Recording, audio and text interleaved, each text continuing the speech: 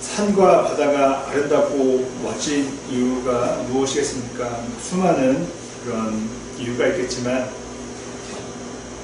저는 그 산과 바다의 다양성을 꼽고 싶습니다. 만일 산에 있는 나무가 다 소나무만 있고 또 그 산에 사는 동물들이 다 다람쥐만 있다면 어떨까요? 멋진 가을날의 낙엽은 아마 보기 힘들 것입니다. 못 보겠죠. 그리고 다양한 동물들을 산에서 볼 수 없을 것입니다. 저는 한 4년 전인가요? 3년 전인가요? 3년 전인 것 같습니다. 서울 남산을 산책을 자주 했었는데요. 소리가 들리는 건 나무에서요. 그래서 보니까 딱따구리입니다. 딱따구리가 계속해서 나무를 쪼아서 구멍을 만드는 것이죠. 아마 그것을 집으로 삼으려는 모양이었던 것 같습니다. 처음 봤어요. 이름만 들어봤고 소리만 들어봤지 딱따구리가 나무를 쪼는 모습을 처음 보아서 오랫동안 지켜봤던 적이 있습니다.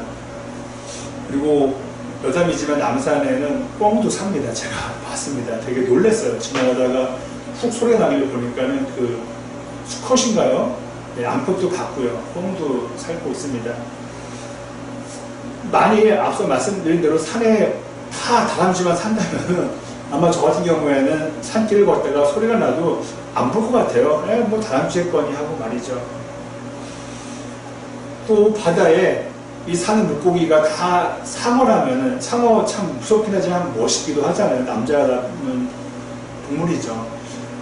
상어만 산다면은 바다 속에 누가 들어가겠습니까? 무서워서 못 들어갈 것입니다. 그냥 지켜만 보겠죠. 이 세상, 저희가 사는 세상도 산과 바다와 비교했을 때 크게 다르지 않다고 생각합니다.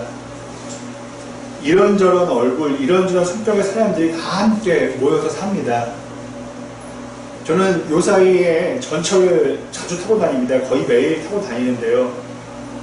안 타다가 탈 일이 없다가 이번에는 타게 됐습니다. 그런데 성격이 제가 그렇게 너그러운 편이 아닌 거 여러분들 아시죠? 그래서 그런지 전철 안에 좀 에티켓을 안 지키시는 분들이 있으면은 말은 안 하고 보지는 않지만 마음속으로 좀 싫다라는 생각을 할 때도 있습니다. 그리고 그 자리를 피해서 다른 칸으로 갈 때도 있습니다. 그런데 이런 생각이 들었어요. 최근에 어떤 마음이었냐면은 하나님 주시는 마음 같아요. 야 얘야, 너 전철 안에서 자가용의 느낌을 원하니? 자가용의 그런 안락함과 독립 공간을 원하니? 그러면 너 전철 타지 말아야지 라는 마음이 들었어요.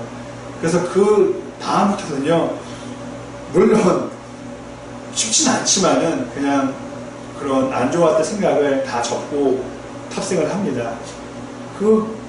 최근 들어 그 생각을 한 다음에 기차를 전철 타려고 그러는데 문이 열렸어요. 그런데 그 남성분이 정문 그 문 앞에 양쪽으로 서 계신 거예요. 저 그래서 옆으로 개처럼 이렇게 들어갔던 적도 있습니다.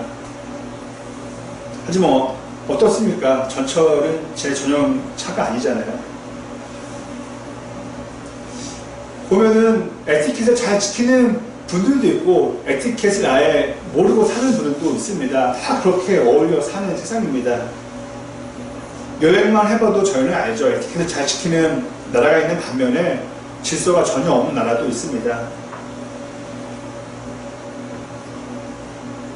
그러므로 우리는 이 다양성을 인정하지 않을 수가 없죠. 그리고 저희가 할 수만 있다면 그런 다양성을, 나와의 다름을 존중하며 살아야 할 것입니다. 만약 그렇다면은 뭐 여행도 가서는 안 되겠죠. 나와 안 맞는데 어떻게 여행을 다니겠습니까? 이러한 다양성을 인정하고 존중하는 것은 윤리적인 측면도 있겠지만은 성경적입니다. 복음적인 것입니다. 요나서를 저희가 지난주와 이번 주에 읽고 있습니다. 나누고 있습니다. 길지 않은 책입니다. 4장밖에 안 됩니다. 그런데 요나의 성격은 여러분 지난주에 잠깐 보셔서 알겠지만 어땠습니까? 이걸 합니다. 독특합니다. 그 당시 그는 예언자였어요. 지금으로 말하면 목회자, 목사입니다. 그런데 하나님께서는 그에게 니느웨를 와서 하나님의 사명을 감당하라고 말씀하셨어요.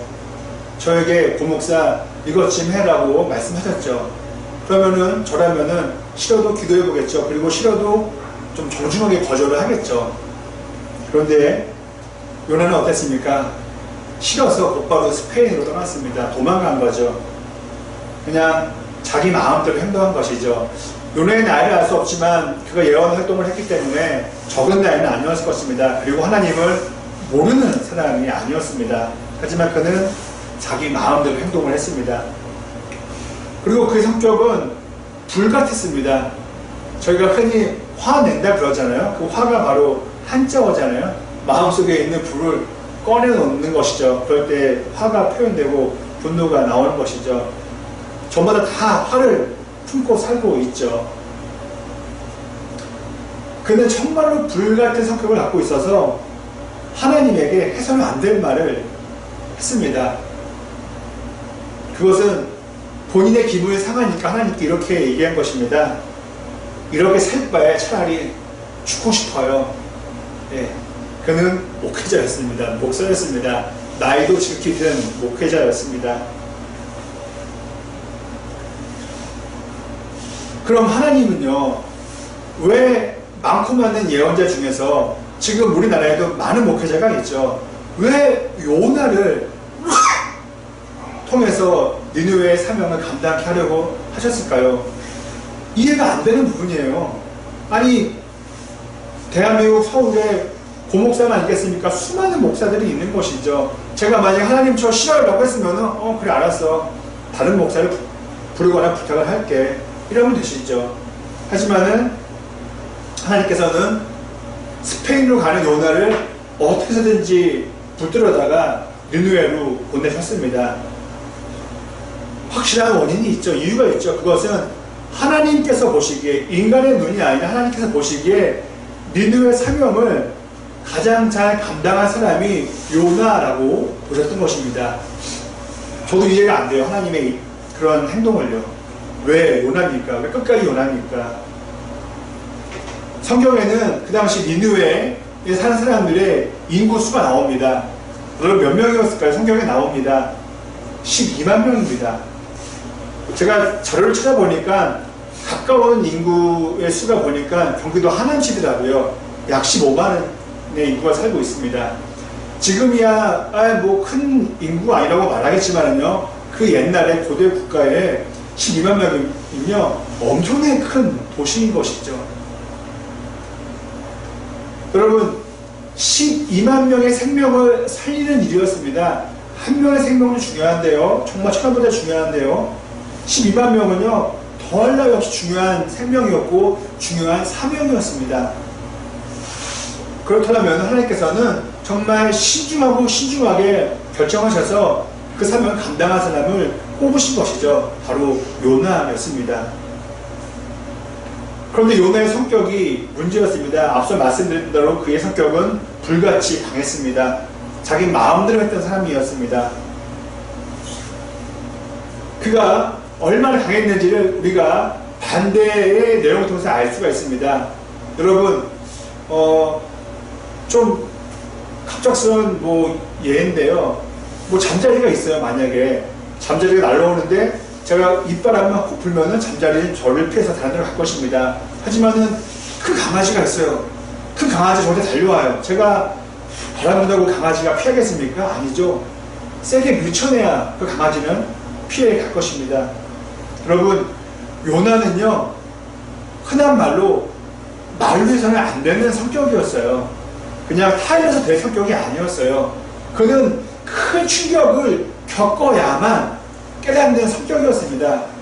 저도 그런 편이었죠. 그래서 말로 깨달음이 없었기 때문에 저는 하나님께 큰 심판을 받았던 적이 있었습니다.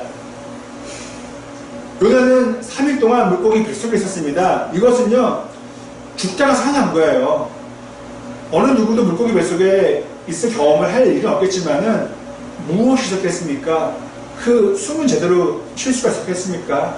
그 정말 설명할 수 없는 어둠 가운데 그는 있었을 것입니다.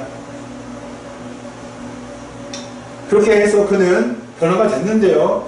이렇게 표현하고 싶어요. 요나의 그 고집은 고래의 십줄처럼 컸기 때문에, 강하기 때문에 그를 하나님께서는 큰 고통 가운데 있게 하셨던 것이죠.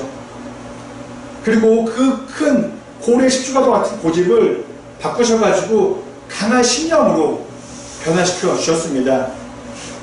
참고로 요나와 같은 사람을 신약 성경에서 뽑으라면 여러분 누구를 가장 먼저 뽑으시겠습니까?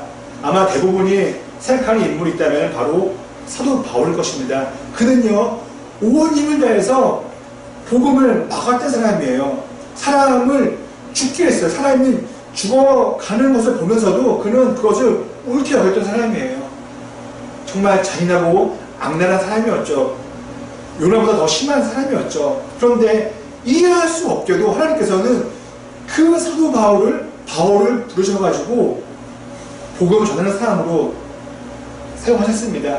그의 그 강한 고집을 정말 귀한 신념으로, 신앙으로 바꿔주신 거죠. 그 힘과 그 거대함은 똑같은데 하나님께서는 방향만 바꿔주신 것입니다. 저희 그리스도인들은 다 저를 포함해서 방향이 바뀐 사람들이죠.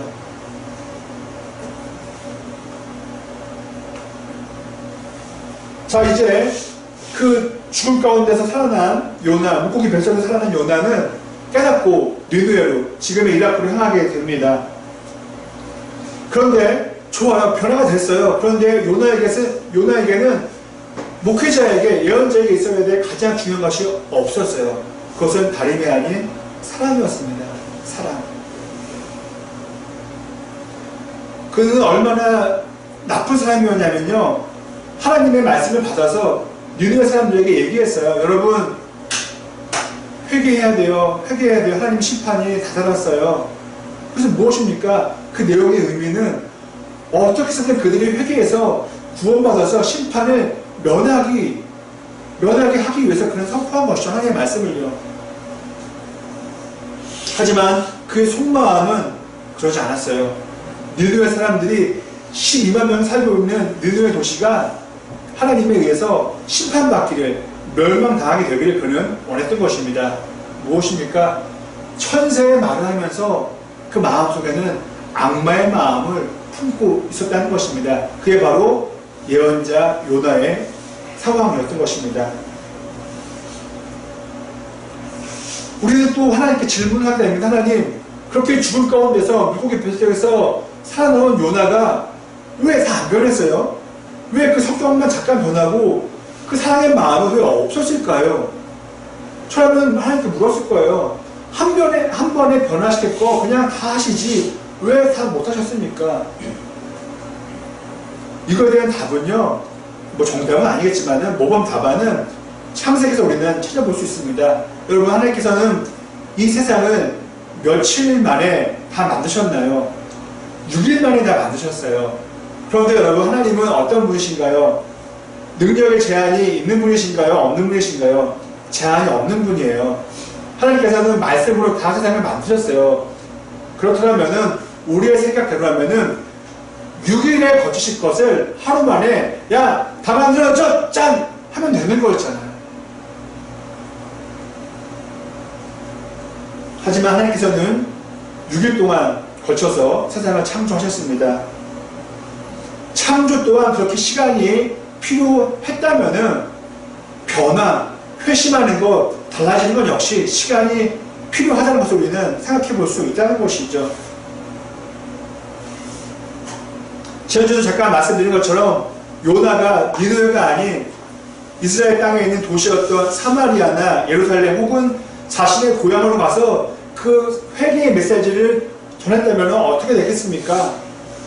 내 가족이 죽게 생겼어요. 우리 큰아버지가 돌아가시게 생겼어요. 그렇다면은 어떻게 해서든지 그들이 회개해서 하나님의 심판을 안 받기를 그는 간절히 원했을 것입니다.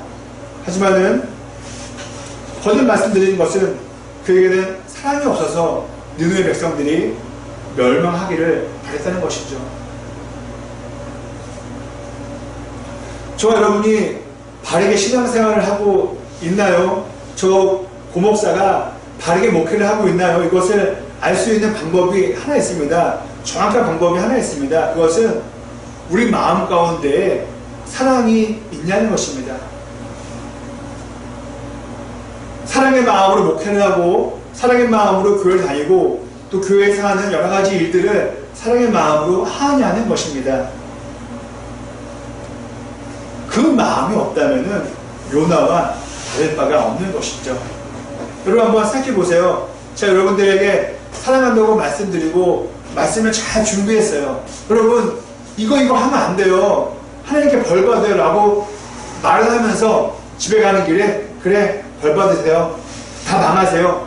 라고 한다면 여러분 저를 어떻게 보겠습니까? 아마 저에게 돌을 던지실 것입니다. 다시 말씀드립니다. 내가 지금 목회를 잘하고 있나?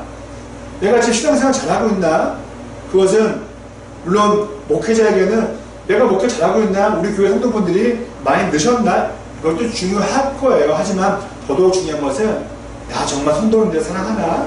나 정말 사랑으로 사람들 대하나? 주변을 사랑하나? 이 마음인 것이죠. 여러분들도 마찬가지입니다. 성경도 말하잖아요. 사랑이 없으면 다 의미가 없다는 것이죠.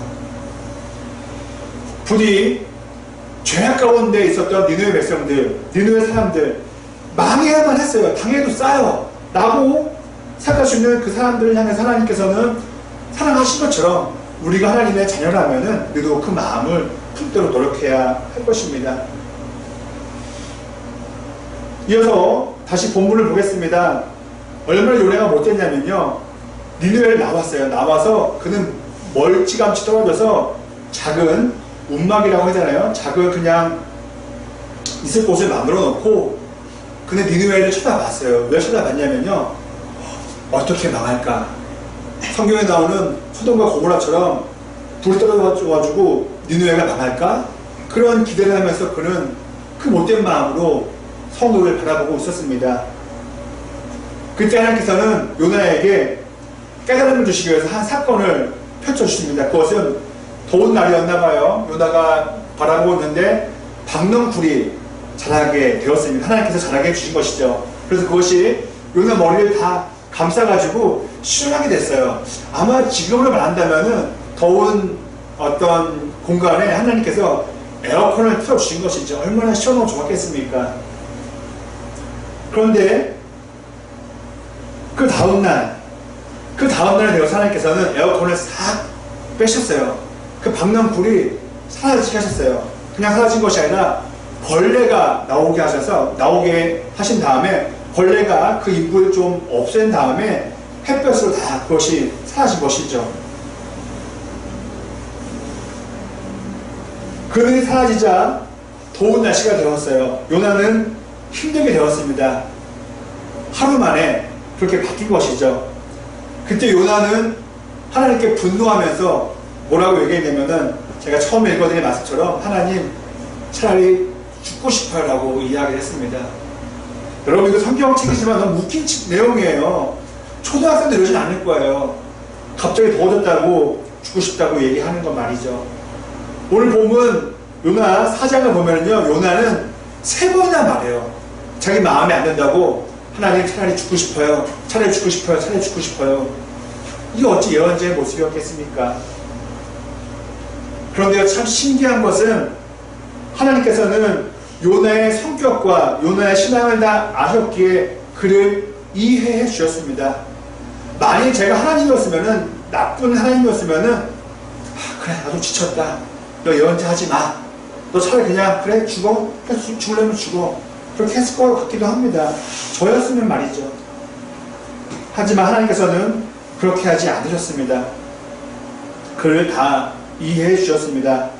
그리고 이렇게 말씀해 주셨어요. 박넝쿨이, 그늘을 만들어주던 박넝쿨이 없어져서 그렇게 기분이 상했니? 너 요나야? 그처럼 하루아침에 박넝쿨이 사라졌고 그처럼 하루아침에 니느웨가 사라지게 된다면은 너 니느웨 사람들을 위해서 어쩜 이렇게 가슴 아파하지 않니? 슬퍼하지 않니?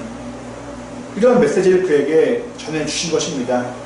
그리고 그렇게 요나서는 끝이 납니다. 요나의 반응은 나오지 않지만은 우리는 충분히 그의 반응을 짐작해 볼 수 있습니다.